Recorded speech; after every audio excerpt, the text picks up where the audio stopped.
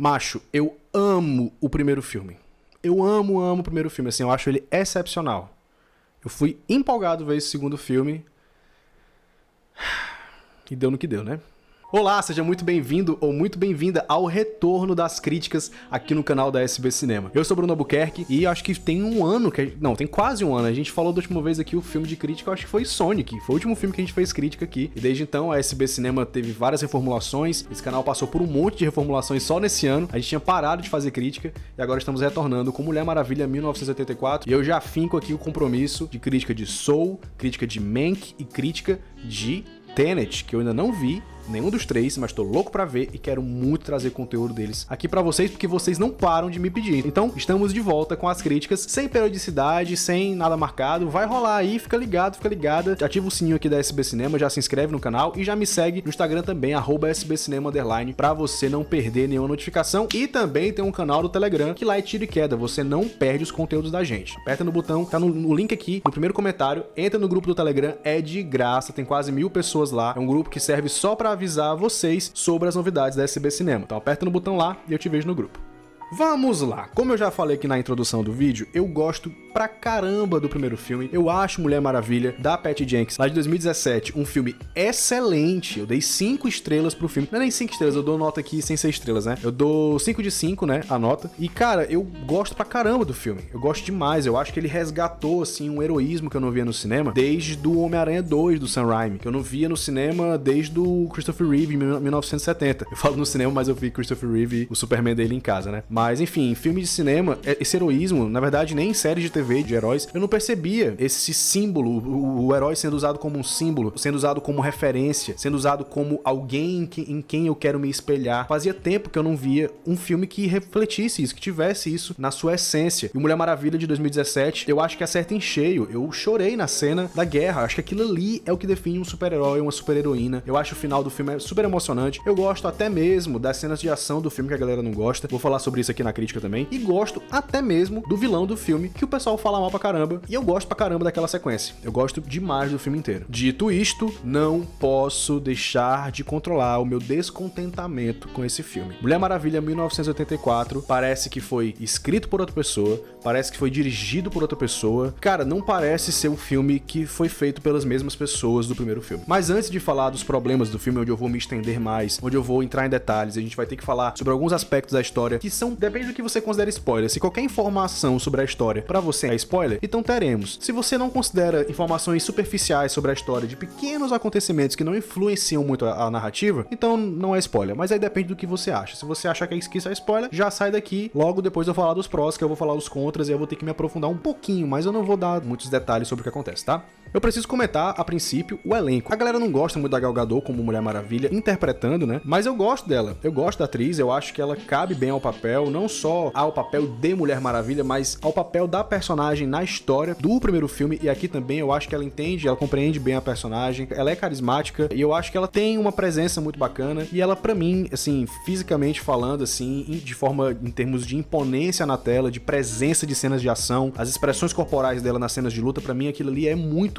heróico e me remete muito a outros super-heróis e eu acho isso sensacional. Então eu gosto muito da presença da Gal Gadot. Mas eu não posso deixar de falar que ela é um pouco limitada, apesar de eu gostar da personagem da atriz nos filmes. Agora, o Pedro Pascal, a Kristen Wiig e o Chris Pine, meus amigos, que trio sensacional. O Pedro Pascal nesse filme, ele realmente, eu vi outros críticos falando isso, ele é o grande destaque. Ele tá impecável na construção do personagem dele e conseguiu compreender muito bem esse personagem no carisma, porque é um personagem que lá no final tem uma certa reviravolta em relação à vilania dele, mas ele já compreende isso e já insere elementos no personagem no começo da história que vão contribuir pra gente aceitar essa reviravolta, entre aspas, lá no final do filme, que não é bem uma reviravolta, é meio que uma confirmação do que o roteiro já trabalhou antes. Mas eu gosto dos trejeitos que ele cria pro personagem em determinadas situações, quando ele quer ser galanteador, tanto pra conquistar uma personagem, quanto pra convencer um outro personagem a fazer algo que ele quer. Ele tem aqueles trejeitos. Quando ele tá com os poderes dele influenciando nele, ele tem alguns tiques de dor de cabeça, ele sempre faz um negócio assim, e ele vai acentuando isso gradativamente no filme. Eu acho isso um trabalho de atuação dele excepcional. excepcional. A Kristen Wiig também, ela consegue discernir bem a Bárbara antes da transformação e depois da transformação, e depois quando ela vai se tornando mais vilã. Ela vai tendo essa gradação de vilania sem perder a essência da personagem. Então eu acho que ela também trabalha muito bem, é um dos grandes destaques. Eu inclusive acho que ela atua até melhor quando ela não tem os poderes, quando ela não se acha tudo isso, do que quando ela começa a se achar. Eu acho que ela é bem mais cativante, o personagem dela é bem mais interessante antes da transformação. E o Chris Pine, a gente não precisa falar nada, né? Eu tava até vendo uns comentários no YouTube sobre a cena da morte do personagem dele no primeiro filme, como ele entrega essa cena, né? Eu revi essa cena pra falar de um detalhezinho que eu vou comentar daqui a pouquinho. Cara, ele é um poço de carisma, é um ator que eu gosto demais. Eu já vi algumas pessoas dizendo que ele é muito exagerado, que ele é muito over, né? Mas eu gosto disso, eu acho que ele sempre faz personagens que pedem isso, e ele sempre faz isso quando o personagem pede. No caso aqui do Steve Trevor, tanto no primeiro Mulher Maravilha quanto no segundo, eu não senti ele over em momento nenhum. Eu acho que ele tá dosado, eu acho que ele tá no ponto, ele compreendeu bem o personagem. A galera fala muito isso dele no Star Trek, mas porque lá, o Kirk que ele interpreta, eu sou muito fã de Star Trek, o Kirk que ele interpreta ali é um Kirk um pouco mais descontrolado, um pouco mais descompensado, é um Kirk em fase de construção, e você percebe uma grande diferença dele do final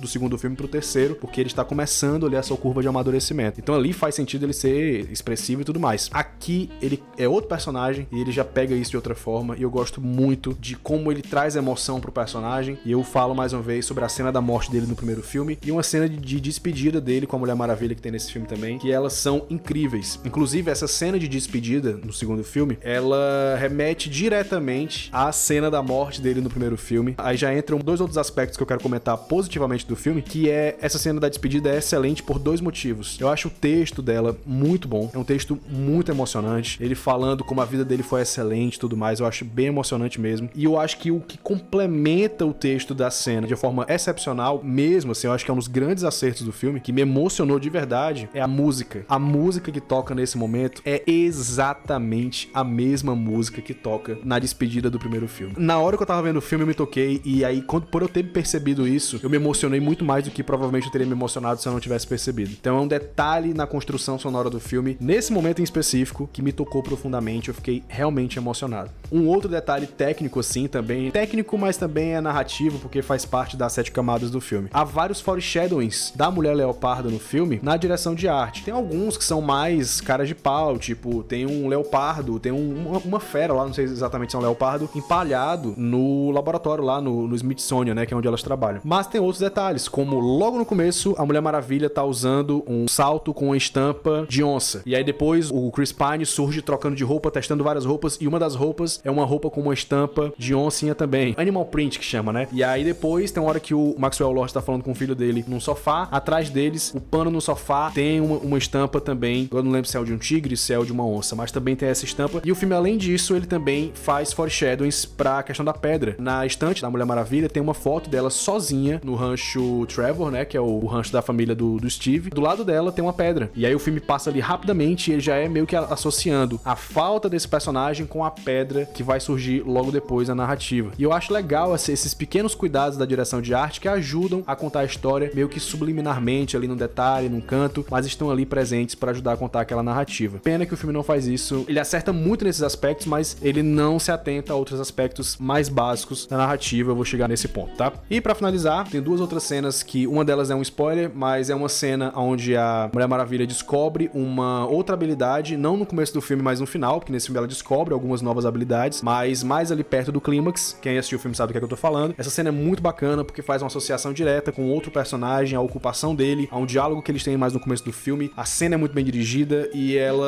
é emocionante. A trilha também é um complemento da cena anterior, que a trilha eu falei é muito boa. E, enfim, o conjunto dessas duas sequências, uma depois da outra, é excelente. Eu achei muito bem dirigida. E a cena em Themyscira, né, que é a Terra da Mulher Maravilha, logo no começo do filme, é muito empolgante, é muito bacana e é uma pena porque o restante do filme inteiro as Amazonas são esquecidas. Eu senti muita falta da presença das Amazonas no filme. E pra encerrar 100% as partes boas, há uma mensagem no clímax que eu acho muito potente. Eu acho que encaixou certinho com o momento onde a gente tá vivendo, que foi um grande acerto, assim, por acaso, que o filme foi gravado ano passado, ninguém tinha ideia do que ia acontecer em 2020, e eu achei a cena muito poderosa, seja por conta da montagem, que mostra várias pessoas pelo planeta inteiro, tomando decisões erradas, depois voltando atrás e decidindo outra coisa. A mensagem que aquilo quer passar é muito potente, o discurso da Mulher Maravilha é excepcional, e casa com o que eu falei da personagem, da super-heroína, ser um exemplo. Ela ela ser alguém em que a gente deve se espelhar, ela ser esse símbolo de heroísmo. Pra mim, heroísmo é muito isso. Isso é muito alinhado com algumas falas de definição de super-herói que o Stan Lee já falou, que inclusive são até citadas diretamente no Homem-Aranha no Aranhaverso. Agora vamos aos tão temidos pontos negativos. A maioria deles serão problemas de roteiro, mas também tem problemas técnicos, tem problemas de direção, tem problemas de raccord. A gente vai comentar tudo isso aqui. Antes de tudo, eu preciso falar dos problemas de roteiro. É um filme completamente esburacado. Não que furos de roteiro sejam necessariamente um problema. Até porque, como eu já até comentei em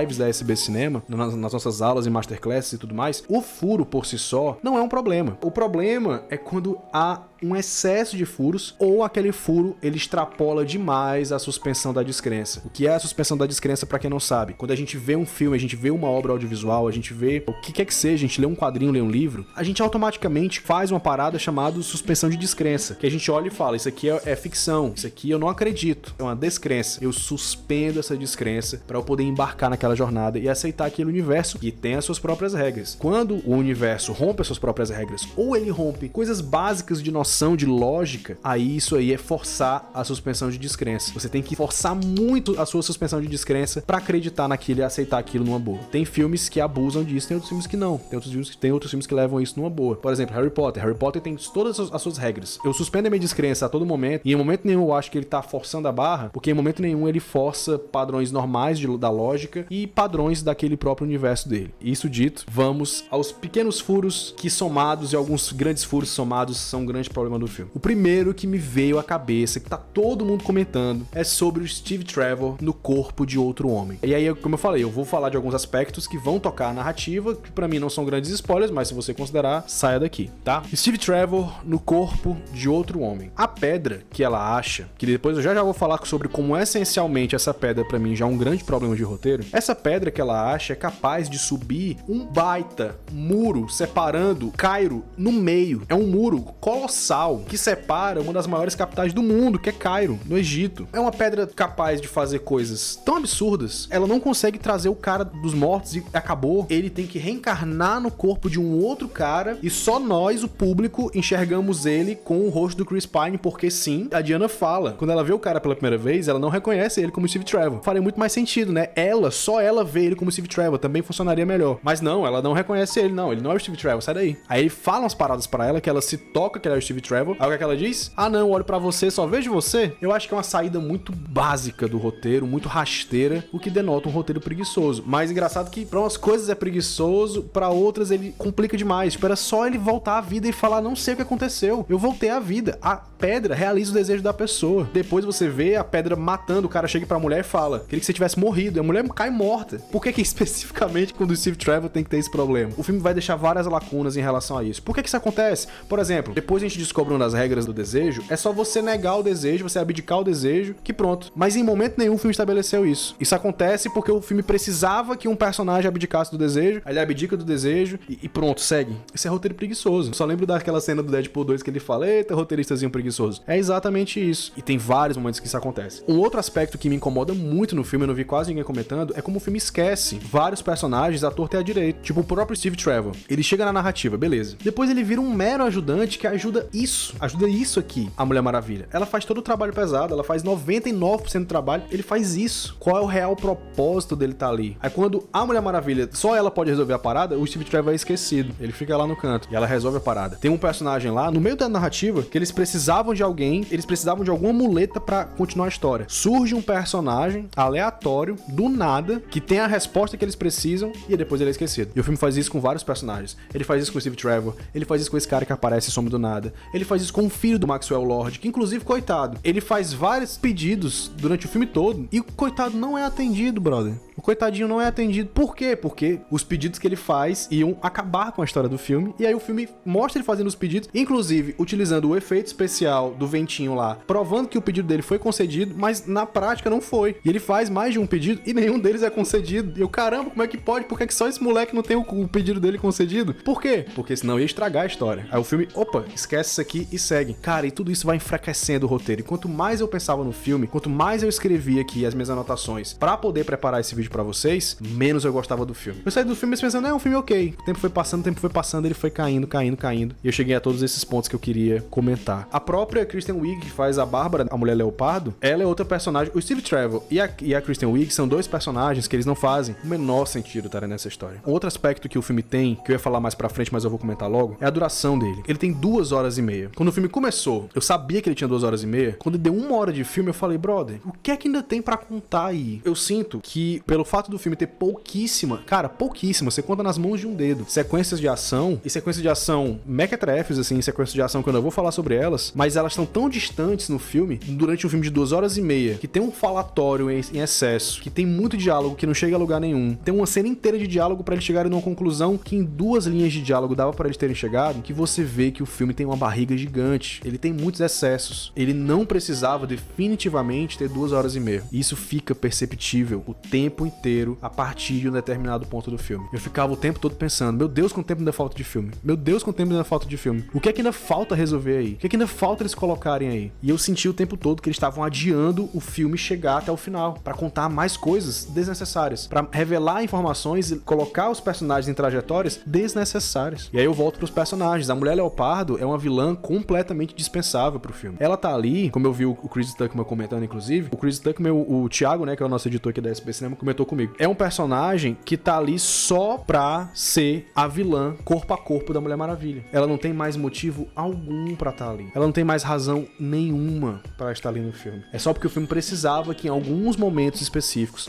em alguns momentos chave do filme, essa personagem batesse de frente com a Mulher Maravilha pra gente ter algum combate corpo a corpo. E quando a gente tem, a Mulher Maravilha, como é um símbolo, eu acho isso legal e tal, ela se recusa a lutar com ela porque é uma conhecida, né? Então ela se recusa a lutar com ela, eu acho isso uma decisão interessante da personagem. Mas em termos práticos, de termos um combate corpo a corpo, não faz muito sentido. A cena já tava desestimulante, ela fica ainda mais desestimulante, porque um dos lados não quer brigar. E fica um insistindo e o outro só desviando e jogando o outro pro lado e não quero brigar com você e tal, e tentando fazer ele desacordar, ela no caso, e é isso. E outra coisa que também me incomoda na Mulher Leopardo é o arco da personagem, porque o Pedro Pascal, o personagem dele, o Maxwell Lord, ele tem um arco de aprendizado, ele tem um começo, meio e fim, e o fim dele, há uma transformação nesse personagem, há um aprendizado nele, e é um aprendizado nosso sobre o personagem, que inclusive tem um aprendizado ali nos 45 do segundo tempo e não encaixa muito assim, parece forçado, eu não vou falar exatamente o que é, mas enfim. Agora a Mulher Leopardo, cara, acaba o filme ela lá de cara feia assim, tipo, ela não passou por transformação nenhuma. Ela não aprendeu nada com o que aconteceu. Então, se ela não aprendeu nada, se ela não contribuiu em nada, se ela era uma personagem completamente descartável, por que ela estava no filme? Pra mim não tem um motivo muito claro. Até porque, antes de lutar com ela, a Mulher Maravilha luta com um exército. Durante o filme ela luta com seguranças, ela luta com caras armados. Por que não bastaria só isso? Ela lutar com esses grupos de homens armados e tudo mais, não era o suficiente? Tinha que ter uma personagem pra bater de frente com ela, só porque tem que ter, sabe? Porque tem que vender boneco, tem que ter um vilão com um físico que aparece por 5 minutos no filme. A mulher é vendida como Mulher Leopardo, aparece por 5 minutos no filme como Mulher Leopardo, numa cena à noite escura que não dá pra ver ela direito. Complicado.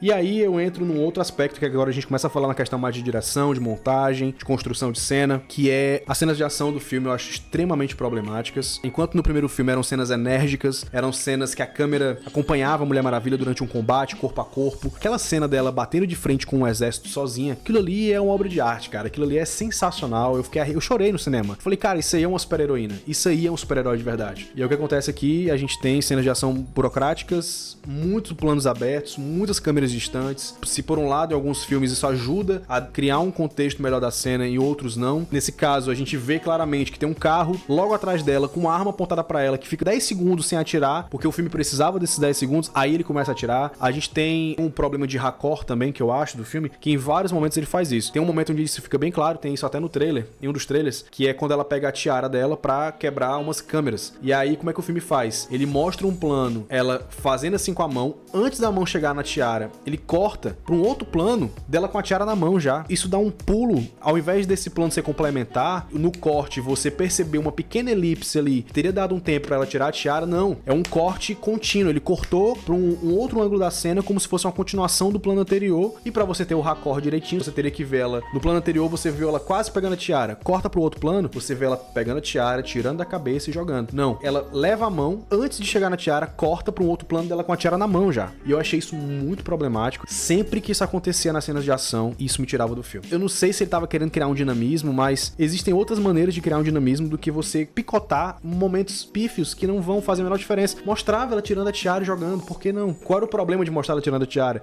Ia desfazer o penteado dela, não podia mostrar isso? Aí fica um filme mal cortado, picotado, que você percebe, isso te tira do filme. Qualquer elemento num filme que me chame a atenção pra fora do filme, cara, eu já acho isso um erro gravíssimo, porque um filme pra mim tem que ser uma experiência imersiva. Eu tenho que estar ali de olho e ouvido pregado no filme. E qualquer coisinha que acontece na tela, no som, seja em direção de arte, mise-en-scène, o que for, e me tira do filme, me chama a atenção pra um aspecto que me tira da história, pra mim isso é um problema grave. O que me leva a um outro problema, que são alguns jump cuts em cenas. É uma cena que é tipo aquela cena dele trocando de roupa, né? O Steve Trevor. Durante o mesmo plano, ele faz uns jump cuts ali aleatórios pra ele com a mesma roupa. Eu fiquei, porra, por que ele cortou aqui? Tipo, eu faço assim porque eu sinto isso no filme, assim. Ele passou por cima de uma lombada, ele passou por cima do quebra-mola. Por que ele deu esse pulo? Por que ele fez essa pequena elipse no meio de uma fala? Não tem sentido nenhum. Parece que são remendos na montagem do filme. Sabe aqueles remendos do Bohemian Rhapsody, que lá é muito mais forte, muito mais grave? Aqui ele tem num grau menor em alguns momentos chave, mas tem esses remendos, parece que são remendos na montagem. Isso me chama muita atenção. Um outro aspecto que me chama a atenção são os efeitos visuais do filme. Em vários momentos você percebe os personagens destacados do fundo, e você percebe por conta disso que é um fundo verde. Você percebe por conta disso que tem alguma manipulação muito forte de efeito visual ali, e um dos exemplos lá que eu percebo claramente, isso me incomoda muito, é na cena dela resgatando duas crianças. Eu não vou dar detalhes qual é essa cena. Ela joga o laço dela numa parada lá, e ela agarra as crianças na rua e salva as crianças de serem atropeladas. Qual é o problema dessa cena? Quando ela agarra as crianças, ela não vem e segura a criança. Você vê claramente, porque a cena fecha um pouco mais nas crianças e nela, e a cena está em câmera lenta, você não vê as crianças aqui, ela vem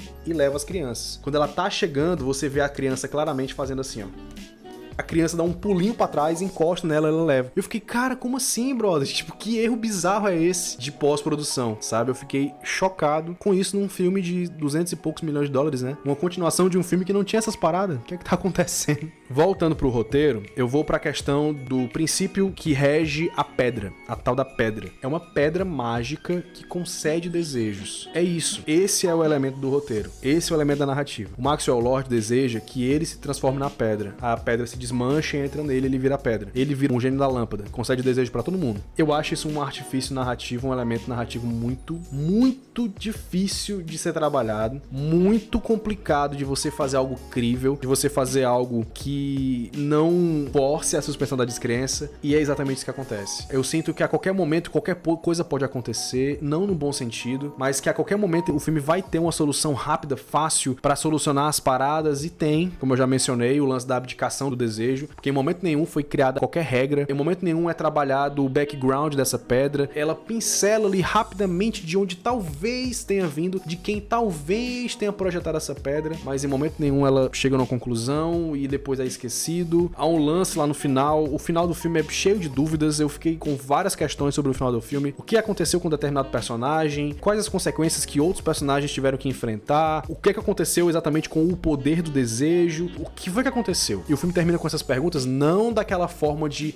é um filme com um final dúbio, é um filme com um final interpretativo, não. É um filme que não liga pra isso, ele simplesmente não quer trabalhar isso, sabe que é complicado demais e joga fora. Tanto é que há um reencontro de dois personagens lá que é forçadíssimo, tipo assim, quais eram as chances dos dois estarem no mesmo lugar da cidade naquele exato momento, mas o roteiro precisava, e aí ele tá lá e buf, e aí se encontra. Não vou falar quem é quem, mas quando você ver, você vai saber de quem é que eu tô falando. E aí tem mais outros problemas do filme que eu não vou me adentrar muito, como por exemplo, a Mulher Maravilha fez o desejo dela de ter o Steve Trevor de volta, teve, aí ela perdeu os poderes, parte dos poderes. Mas aí no processo, ela ainda tinha poder o suficiente pra fazer um jato ficar invisível. Qual o sentido disso? Ela não tava tendo uma redução de poderes, não era pra ela conseguir fazer uma caneta ficar invisível, ou no máximo uma caneta. O filme não cria a regra, você não sabe exatamente quais são os poderes dela que diminuíram. Diminuiu a super força? Diminuiu a proteção da pele dela? O que diminuiu exatamente? A velocidade? O filme não aborda isso. As coisas vão acontecendo. Beleza.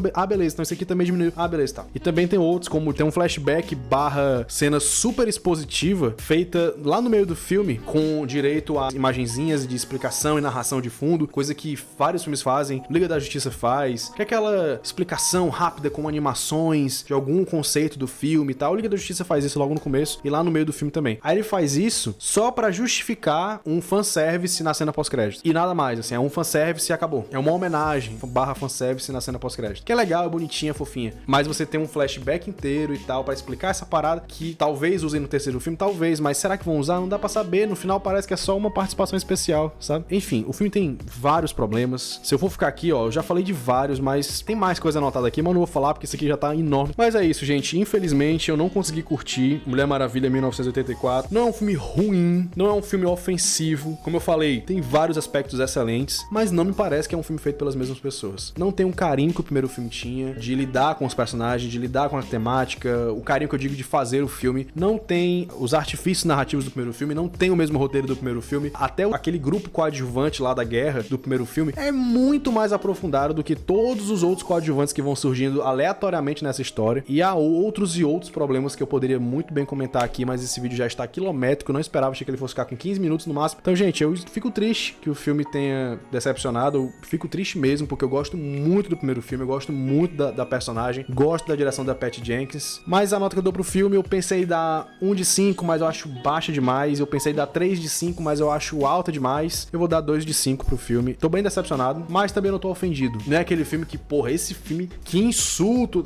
não é esse filme, mas é um filme que você fica com esses questionamentos. Queria agradecer a você que ficou até o final. Geralmente críticas de YouTube não tem essa duração inteira, não é interessante pra YouTube ter essas críticas longas, mas eu tô com outra proposta aqui no canal, uma proposta mais aprofundada, mais extensa, mais trabalhada, e as críticas vão ter essas durações mesmo, que eu tô acostumado agora a fazer live, a falar pra caramba, a construir todo um raciocínio. Vai ser assim, crítica longa, não sei se vocês gostam. Eu, pelo menos, quando eu acompanho o canal, quanto mais conteúdo, melhor. Mas é isso, comenta aqui embaixo se você gostou desse formato, comenta aqui embaixo se você concorda comigo, se você discorda, mas vamos se respeitar, pelo amor de Deus, coisa que eu sempre falo aqui, mas é mesmo que merda, porque a galera não me respeita, a galera me xinga e fala que eu não presto e fala que eu só sei falar mal de filme, sendo que a maioria dos filmes eu dou nota alta. Mas é isso, gente, muito obrigado por terem assistido a mais essa crítica, a nossa primeira crítica dessa nossa retomada de críticas aqui no canal da SB Cinema. Nas próximas semanas vou ver os outros filmes que eu comentei e aí a gente volta aqui pra comentar cada um deles com um vídeo particular pra cada um deles, tá bom? Espero que você tenha gostado, não esquece de curtir esse vídeo, de comentar o que você achou, entra no grupo do Telegram e também me segue no Instagram, tá tudo aqui embaixo, os links estão na descrição ou no primeiro comentário, dá uma olhadinha aí. Muito obrigado pela audiência de vocês, um forte abraço e vida longa ao cinema.